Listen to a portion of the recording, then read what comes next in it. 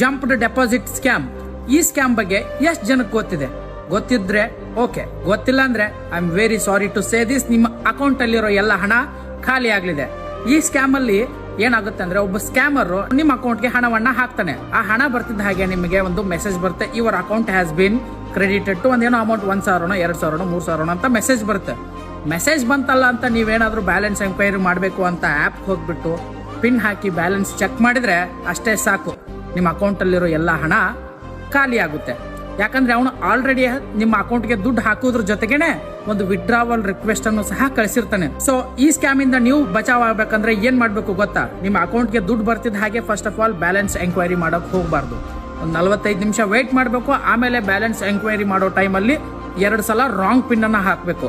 So ಅವಾಗ ಅವ್ನು ಕಳಿಸಿರೋ withdrawal request automatic ಆಗಿ ಆಫ್ ಆಗುತ್ತೆ. ಆಮೇಲೆ ಬೇಕಿದ್ರೆ ನೀವು ಬ್ಯಾಲೆನ್ಸ್ ಚೆಕ್ ಮಾಡಬಹುದು, ನಿಮ್ಮ ಹಣ ಎಲ್ಲಿ ಹೋಗಲ್ಲ.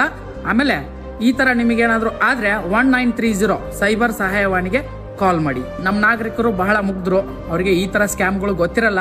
ಎಲ್ಲರನ್ನು ಜಾಗೃತರನ್ನಾಗಿ ಮಾಡಲು ಎಲ್ರಿಗೂ ಶೇರ್ ಮಾಡಿ. ಧನ್ಯವಾದಗಳು.